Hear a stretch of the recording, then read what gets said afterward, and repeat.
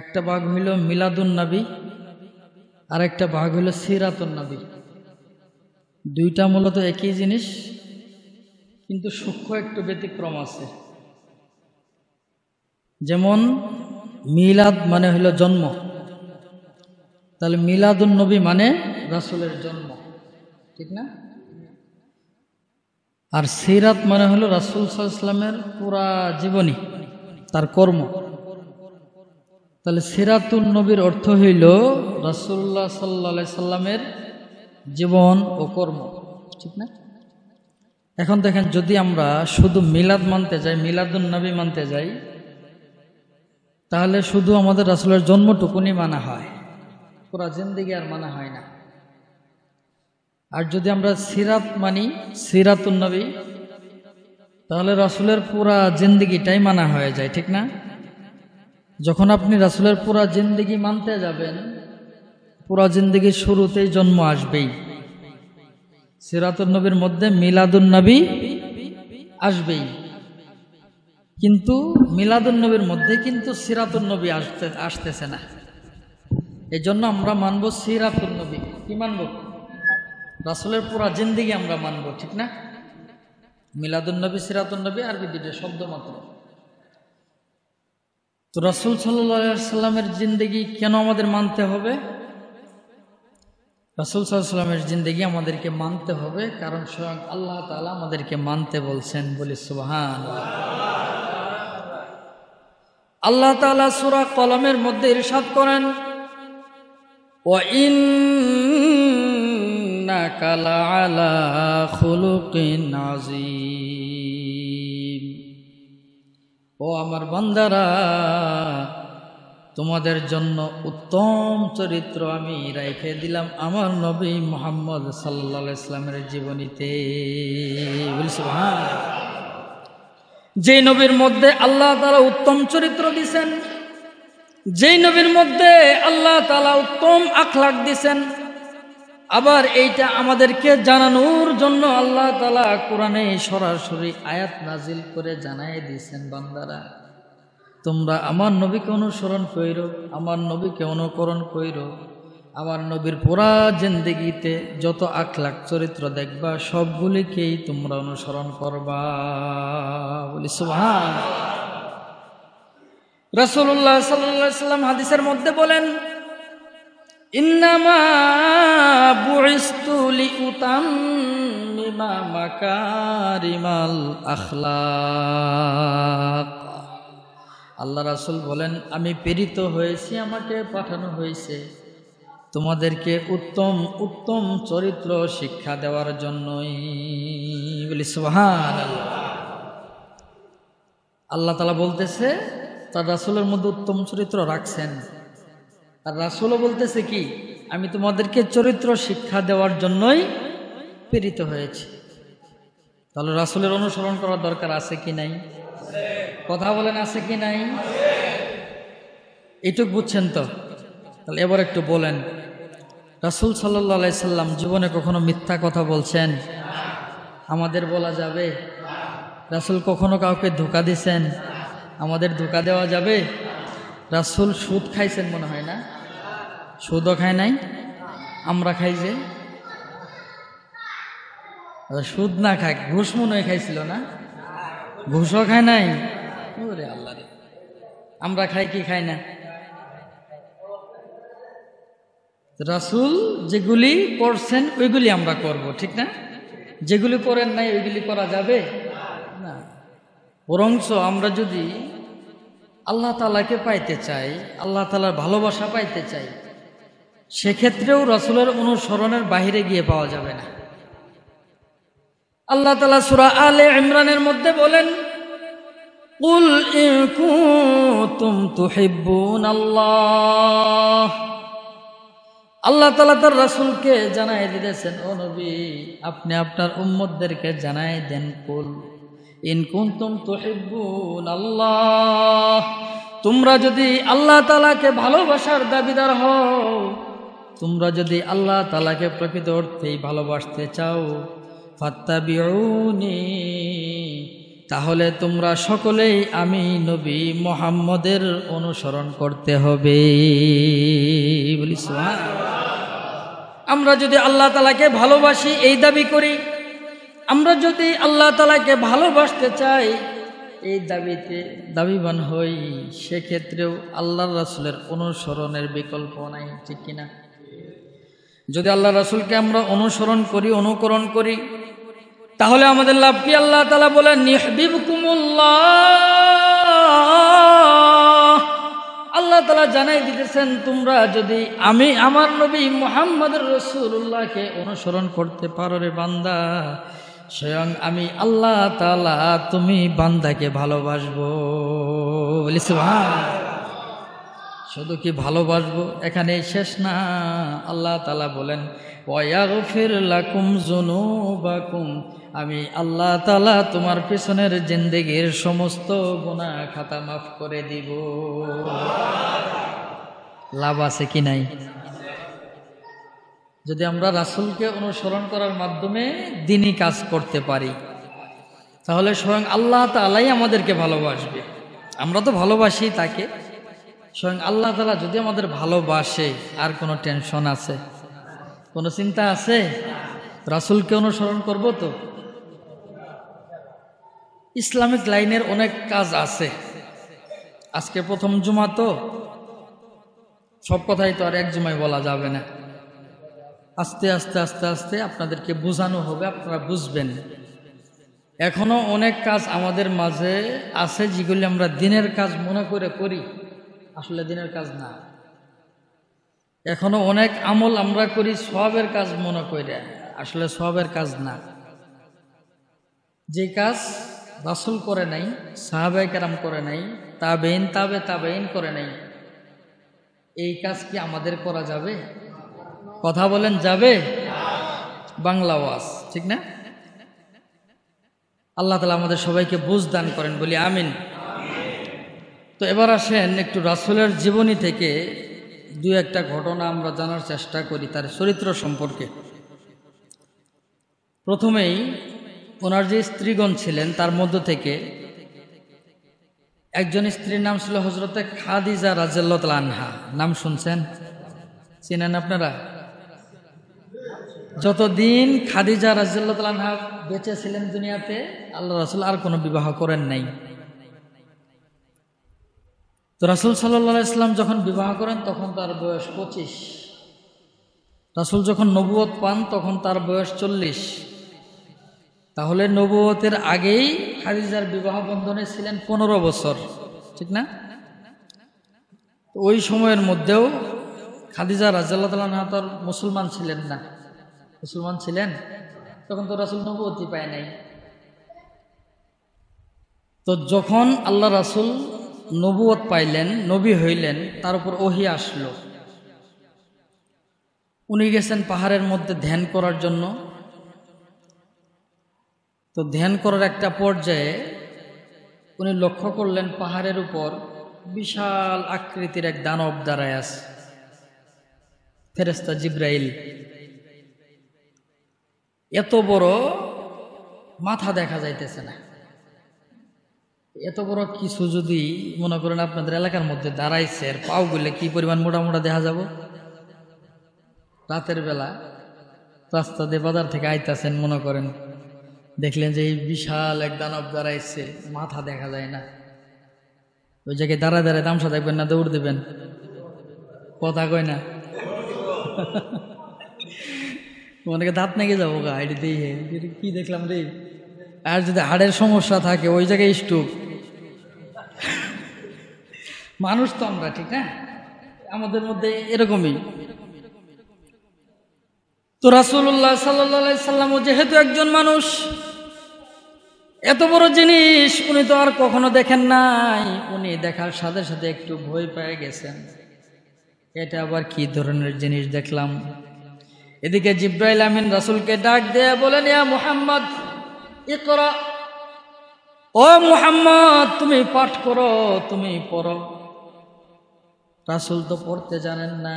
উনি জবাব দিলেন, মা আনা বিকারিন, আমি তো পড়তে পারি না। আমি তো পড়তে জানি না, কিভাবে পড়ব? জিবরাইল আমিন আবারও ডাক দিলেন, ইয়া মুহাম্মদ ইকরা, এ মুহাম্মদ, পড়তে জানি না বললে কাম হবো না, তোমাকে পড়তেই হবে, তুমি পড়ো। রাসূল আরো ভয় পেয়ে গেছেন, আমি বলতেছি আমি পড়তে পারি না, কিন্তু আমাকে ফোর্স করা হচ্ছে, আমাকে জোর করা হচ্ছে পড়ার জন্য, কিভাবে পড়ব? আল্লাহ রাসূল জবাব দিলেন, মা আনা বিকারিন, আমি পড়তে পারি না। আবারও জিবরাইল আদেশ করলেন, ইকরা। রাসূল বললেন, আমি পড়তে পারি না। এই মুহূর্তে জিবরাইল আমিন রাসূলুল্লাহ সাল্লাল্লাহু আলাইহি সাল্লামকে উঠাই নিয়ে তার বুকের সাথে লাগায় ধরছেন আস্তে কইরা। জিবরাইল যদিও আস্তে আস্তে তাকে আলতো করে ধরছে, কিন্তু রাসূলুল্লাহ সাল্লাল্লাহু আলাইহি সাল্লামের মনে হয় চাপের কারণে রাসূলের হাড় গোড় সব ভেঙে চূর্ণ বিচূর্ণ হয়ে যাবে। সুবহান। উনি তো আস্তেই ধরছে, কিন্তু রাসূলের কাছে মনে হইতেছে কি এমন চাপ দিছে, মনে হয় যে আমি শেষ। বুঝেন নাই? মসজিদের মধ্যে বসে আছেন, এদিক দিয়ে যদি একটা পিঁপড়া হাইটে যায়, আপনি আস্তে করে যদি একটা ডলা দেন, এই পিঁপড়া আর থাকবো? আপনার শারীরিক গঠন, আপনার শক্তির তুলনায় পিঁপড়ার কোনো শক্তি আছে? আপনি আস্তে দিলে ওর কাছে মনে হবো যে আমি শেষ। তো রাসূলুল্লাহ সাল্লাল্লাহু আলাইহি ওয়াসাল্লাম ভয় পেয়ে গেছেন। এবার যখন জিবরাইল আমিন তার জড়ানো থেকে, আলিঙ্গন থেকে মুক্ত করে দিয়ে রাসূলকে দাঁড় করায় দিয়েছেন, রাসূলুল্লাহ সাল্লাল্লাহু আলাইহি ওয়াসাল্লাম সাথে সাথে পড়া শুরু করে দিয়েছেন, ইকরা বিসমি রাব্বিকাল্লাযী খলাক, খলাকাল ইনসানা মিন আলাক, ইকরা ওয়া রাব্বুকাল আকরাম। এইভাবে সূরা আলাকের 3টা আয়াত অথবা 5টা আয়াত উনি তেলাওয়াত করছেন। উনি পরবর্তীতে বর্ণনা করেন, জিবরাইল আমিন যখন আমাকে আলিঙ্গন থেকে মুক্ত করে দিল, মনে হয় আমি যেন এই 5টা আয়াত জনম জনম আগেই শিখে রাখছি। উনি পড়তে পারতেছেন। তো এবার জিবরাইল আমিন চলে গেছে, রাসূল বাড়িতে ফিরে আসছেন। ওই পাহাড় থেকে বাড়িতে আসার মধ্যেই রাসূলের শরীরের মধ্যে জ্বর আইসা পড়ছে। জ্বরের কারণে শরীরের মধ্যে কাঁপুনি আসা শুরু হয়ে গেছে। উনি ভয় পেয়ে গেছেন। বাড়িতে এসে আম্মাজান খাদিজাকে ডাক দিয়ে বলেন, ও খাদিজা, জাম্মিলুনি জাম্মিলুনি, তুমি আমাকে একটু কম্বল দিয়ে আবৃত করে দাও, আমাকে একটু কম্বল দিয়ে ঢেকে দাও। আমাদের এরকম হয় না? বেশি জ্বর যখন চলে আসে শরীরের মধ্যে, জ্বরের কারণে শরীর কাঁপতেছে, শক্তি পাইতেছে না শরীরের মধ্যে, অনেকেই এই আমার দুইটা খেতা দে রে, শীত শীত লাগতেছে, আমার খেতা দে, যাইতে ধর, বলি না আমরা? তো রাসূল ও খাদিজাকে বলতেছেন, জাম্মিলুনি, আমাকে কম্বল দিয়ে আবৃত করে দাও। কম্বল দিয়ে আবৃত করে দেওয়ার পরে খাদিজা রাদিয়াল্লাহু তাআলা আনহা যখন রাসূলের মাথায় হাত দেয়, বুকে হাত দিয়ে, দেখে প্রচণ্ড জ্বর, অনেক জ্বর, জ্বরের কারণে কাঁপুনি আসতেছে। এবার রাসূলের মাথায় পানি দিয়ে দিলেন। এরপরে রাসূলকে জিজ্ঞেস করলেন, ঘটনা কি হয়েছিল, এরকম হঠাৎ করে এরকম কেন হলো? রাসূলুল্লাহ সাল্লাল্লাহু আলাইহি সাল্লাম পুরা ঘটনার বিবরণ তাকে জানাইলেন। এ খাদিজা, পাহাড়ের মধ্যে আমার সাথে এই ঘটনা ঘটছে, জিবরাইল আমিন আসছিল, আমাকে নবুয়ত দান করছে, এরপরে কোরআনের এই 5টা আয়াত আমার উপর নাজিল করে দিয়ে গেছে। কিন্তু তাকে দেখার কারণে আমি যে ভয় পাইছি, আমি যে ভীত হয়েছি, আমার কাছে মনে হচ্ছে লাকাদ খাশিতু আলা নাফসি।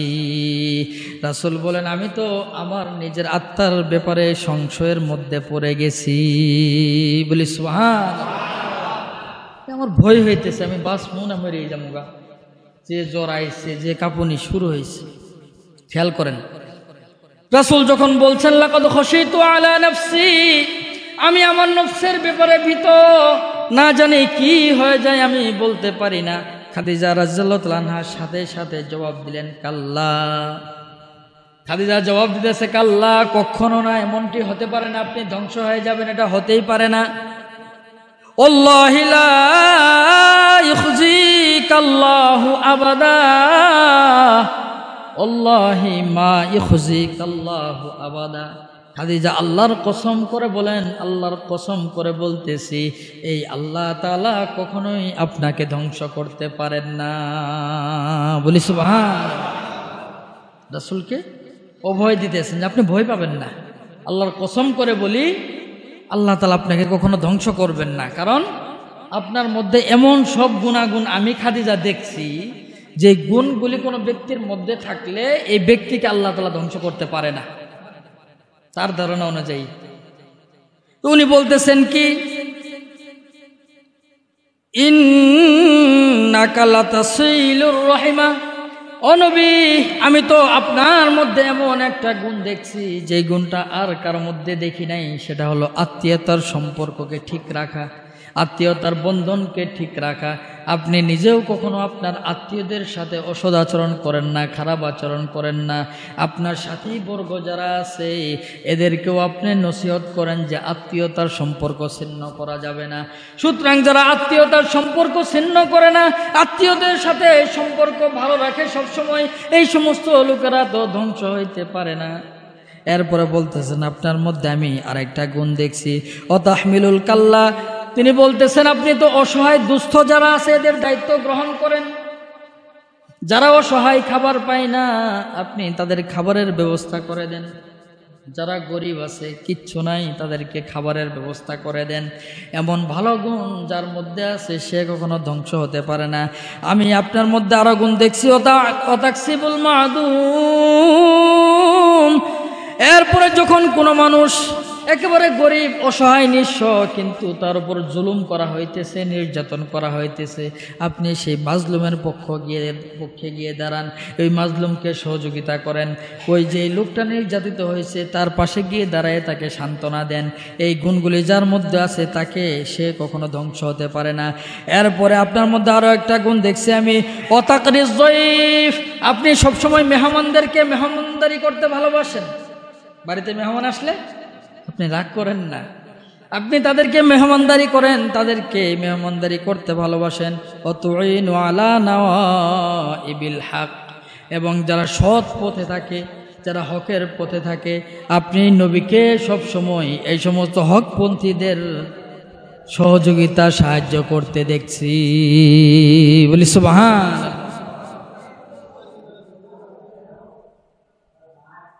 কেউ আমরা কথা না বলি, হ্যাঁ।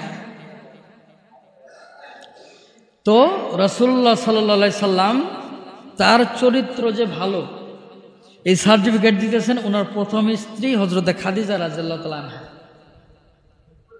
তো তার চরিত্রের ব্যাপারে সাহাবায়ে কেরাম একবার আম্মাজান আয়েশা রাদিয়াল্লাহু তাআলা আনহার কাছে চলে গেছেন, গিয়ে জিজ্ঞেস করেন, ও আম্মাজান, আমাদেরকে একটু জানান রাসূলের চরিত্র কেমন ছিল। আমরা তো বাহির থেকে ভালোই দেখতাম, ভালোই জানতাম, বিতর্গত অবস্থা তো আমরা জানতাম না। আপনি যেহেতু তার স্ত্রী, তার বিতর্গত সমস্ত খবরই আপনার কাছে আছে, আমাদেরকে একটু জানান। আম্মা জান আয়েশা রাদিয়াল্লাহু তাআলা আনহা অবাক হয়ে গেছেন, আরে তোমরা আমাকে কি প্রশ্ন করলে? এটা রাসূলের চরিত্র কেমন ছিল এটা আবার বলতে হয় নাকি? কানা খুলুকুহুল কুরআন। আম্মাজান আয়েশা রাদিয়াল্লাহু তাআলা আনহা ডাক দিয়ে বলেন, সাহাবীরা, রাসূলের চরিত্র কেমন ছিল তোমরা আমাকে জিজ্ঞেস করলা, এর উত্তর হলো রাসূলের চরিত্র ছিল 30 পারা পুরা আল কুরআন। বলি সুবহানাল্লাহ। কোরআনে আল্লাহ তাআলা যেমন যেমন ভাবে চলতে বলছেন উনি ঠিক সেইভাবেই চলতেন। কোরআনে আল্লাহ তাআলা যে সমস্ত নিষেধাজ্ঞা দিয়েছেন রাসূলুল্লাহ সাল্লাল্লাহু আলাইহি সাল্লাম এই সমস্ত নিষেধাজ্ঞা থেকে বেঁচে থাকছেন। বলি সুবহানাল্লাহ। তাহলে একজন স্ত্রী তার স্বামী কি ধরনের মানুষ এটা দুনিয়ার কেউ না জানলে স্ত্রী জানে কিনা? কথা কয় না, জানে কিনা? স্ত্রীরা দেখবেন সচরাচর স্বতঃস্ফূর্তভাবে জামাইয়ের প্রশংসা করতে চায় না। এমনিতে বান্ধবীর সাথে দেখা সাক্ষাৎ হইলে নাম ফুটানোর জন্য অনেক কিছুই কয়, আমার জামাই এবা বাবা, কিন্তু আসলে মন থেকে দেখবেন যখন একটু কথা কাটাকাটি হয় আপনার আর আপনার স্ত্রীর মধ্যে, ওই সময় আপনি বুঝতে পারবেন যে আপনার স্ত্রী আপনার প্রতি কেমন ধারণা করে। একটু কথা কাটাকাটি হইলে আপনি কি ধরনের লোক ও আপনাকে যেমন ধারণা করে সব বলে দেয় না? কথা বলেন, বলে দেয় না? এক আল্লাহর ওলি তার স্ত্রীর কাছে পাত্তা পায় না। এমনিতে অনেক বড় ওলি, খুব আমলদার, কিন্তু স্ত্রী তাকে ওলি হিসেবে স্বীকৃতি দেয় না। এই নিয়ে মাঝে মধ্যে দুইজনের দ্বন্দ্ব হয়। স্ত্রী সবসময় চ্যালেঞ্জ করে যে আপনি যদি সত্যি অলি হন, আমার এমন কিছু দেখান যাতে আমি বিশ্বাস করতে বাধ্য হই যে আপনি আসলে অলি।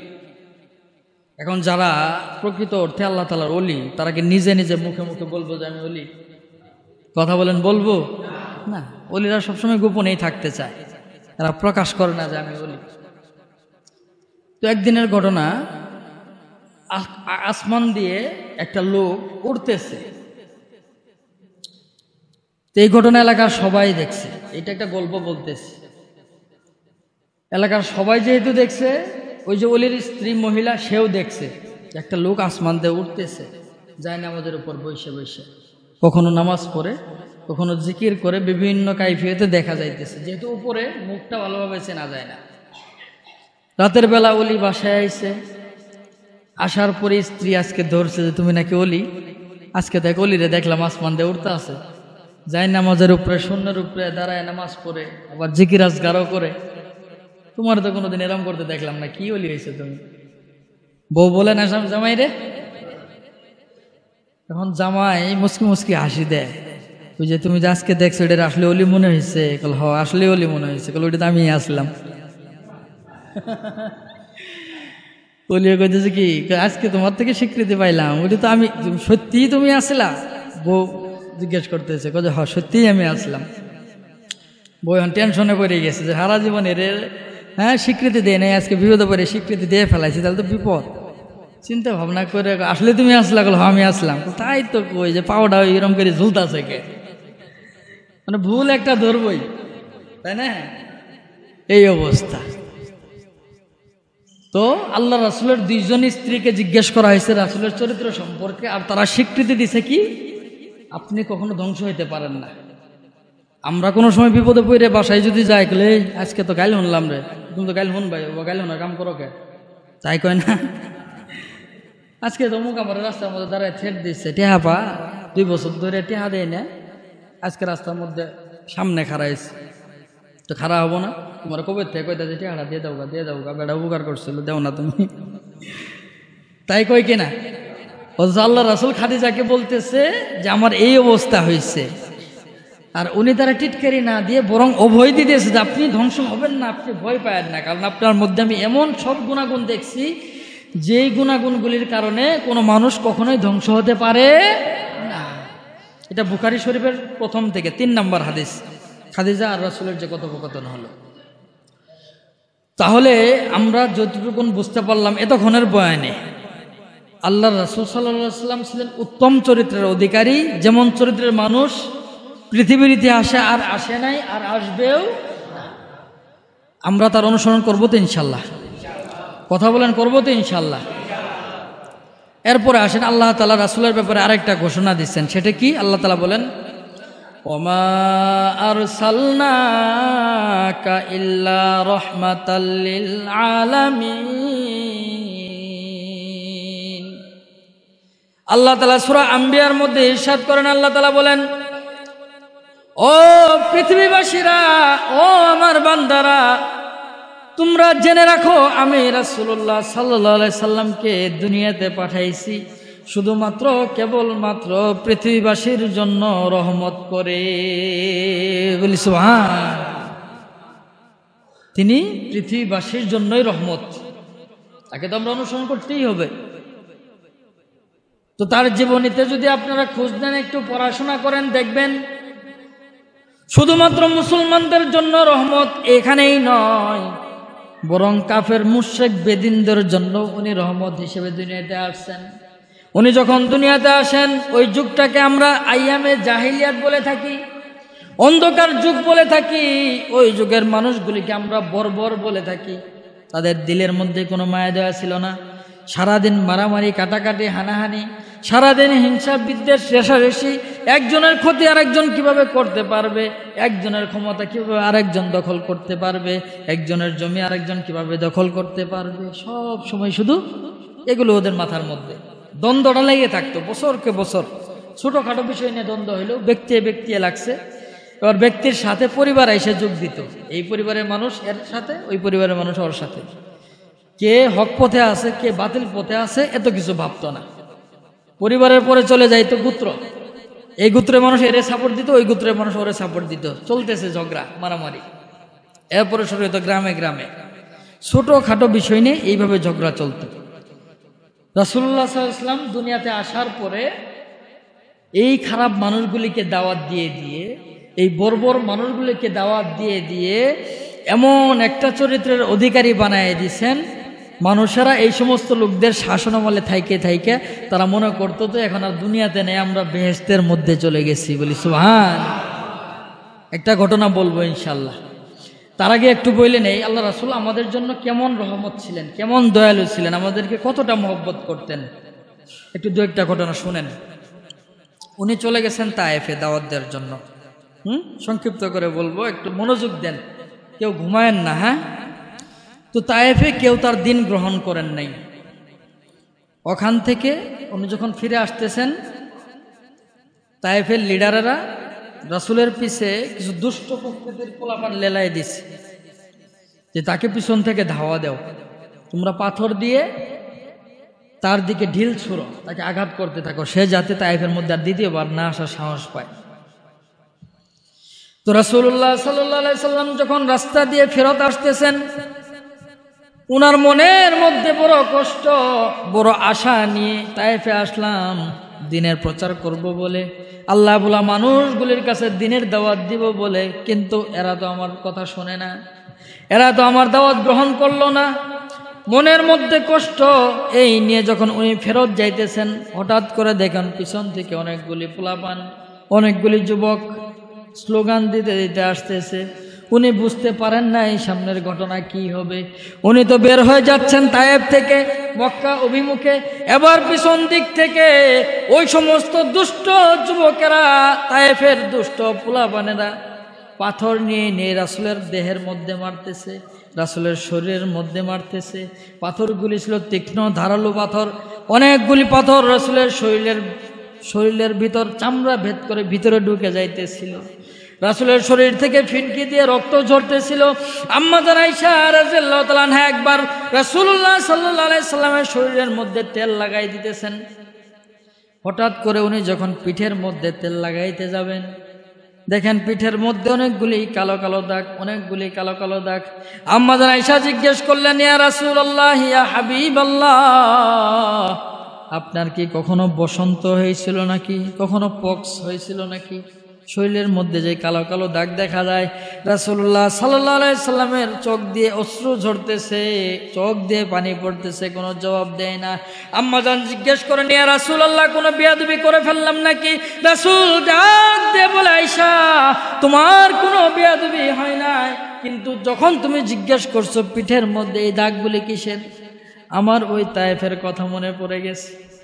যখন আমি তাদেরকে জাহান্নাম থেকে বের করে জান্নাতের দাওয়াত দেওয়ার জন্য গেছি, যখন তাদেরকে শয়তানের পথ থেকে বের করে আল্লাহ তাআলার পথে আনার জন্য গেছি, তারা তো আমার দাওয়াত গ্রহণ করে নাই, বরং পাথর দিয়ে এমন আঘাত করছে যে আঘাতের চিহ্ন এখনো আমার শরীরে রয়ে গেছে।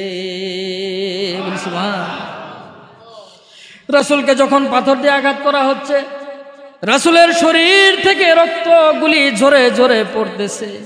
যেই দেহের মধ্যে মশা মাছি পড়া হারাম ছিল, এই দেহের মধ্যে আঘাত করা হয়েছে পাথর দিয়ে। রাসূল যখন তায়েফ ছেড়ে মক্কা অভিমুখে যাচ্ছেন, মাঝখানে একটা বাগান পড়ে, আঙ্গুরের বাগান। বাচ্চারা ওইদিকে পাথর দিয়ে নিক্ষেপ করতে করতে ফেরত চলে গেছে। রাসূলের শরীর থেকে রক্তগুলি পড়ে পড়ে পায়ের জুতার মধ্যে, জুতা আর পা একাকার হয়ে গেছে।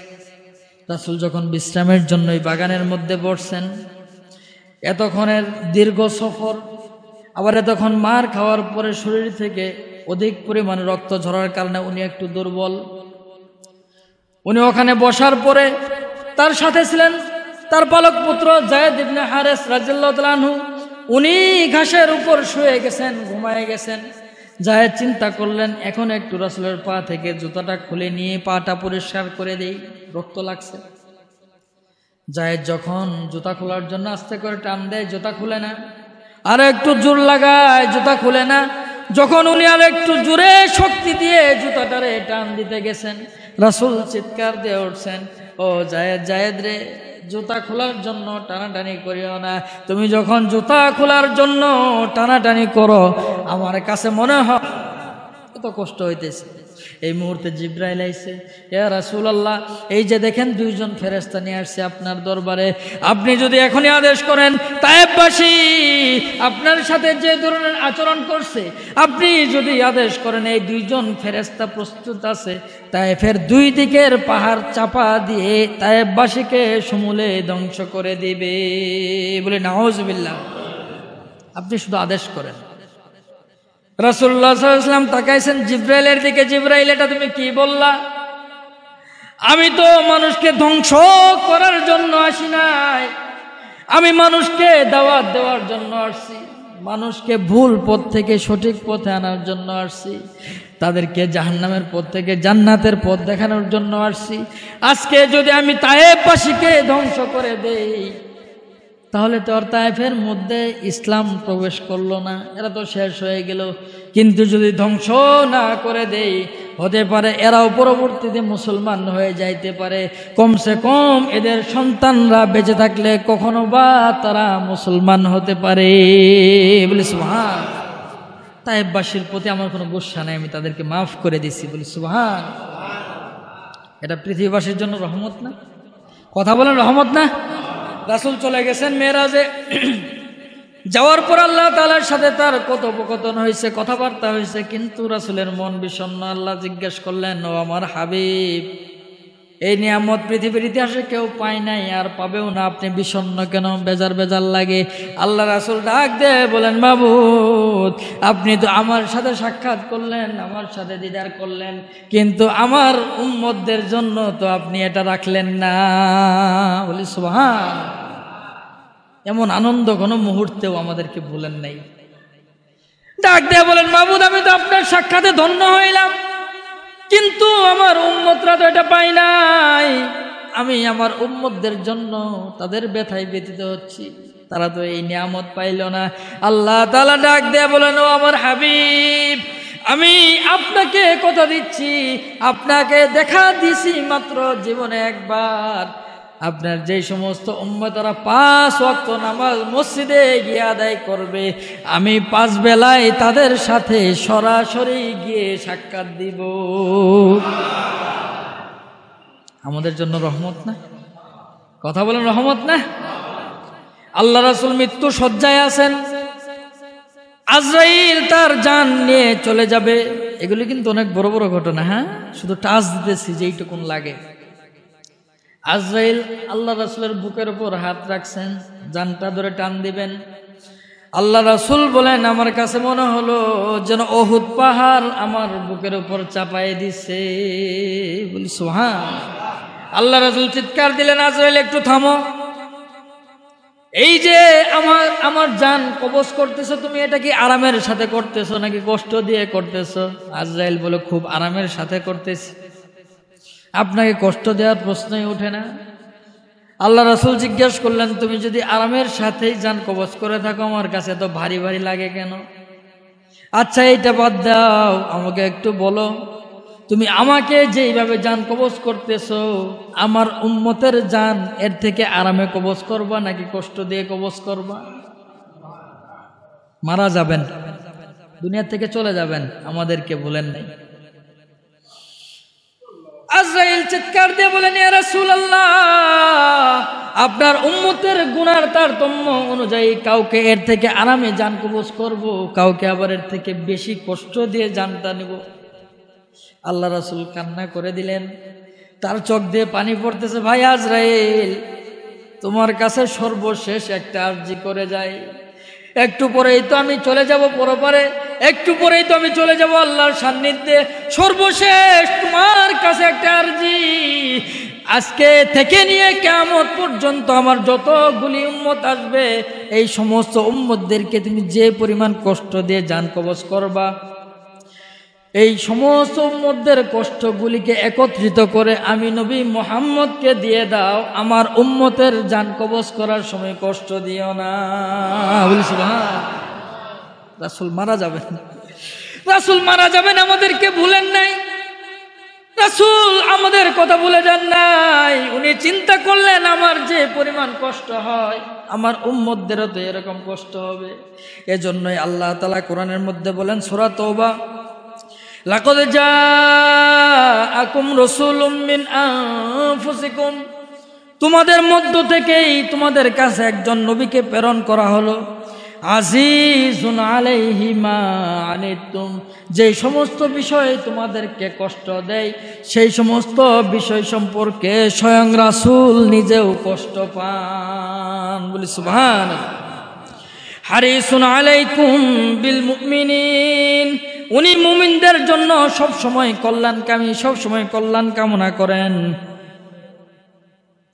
বিল মুমিনিনা রাউফুর রহিম, আল্লাহ তাআলা সরাসরি আমাদেরকে জানাই দিলেন তোমাদেরকে যে জিনিসে কষ্ট দেয় সেটা থেকে আল্লাহ রাসূল নিজেও কষ্ট পায়, উনি মুমিনদের জন্য কল্যাণকামী। শুধু এইটুকুনি নয়, সারা পৃথিবীর সমস্ত মুসলমানদের জন্য রউফ রহিম, তিনি অতিশয় দয়ালু। বলি সুবহানাল্লাহ। এই রাসূলের অনুসরণ করার দরকার আছে কি নাই? আমরা রাজি আছি তো ইনশাআল্লাহ? 5 ওয়াক্ত নামাজ আল্লাহ রাসূল কখনো ছেড়ে দিত? আমরা ছাড়বো? যদি নামাজই ছেড়ে দেই অনুসরণ হবে? কথা বলেন, অনুসরণ হবে?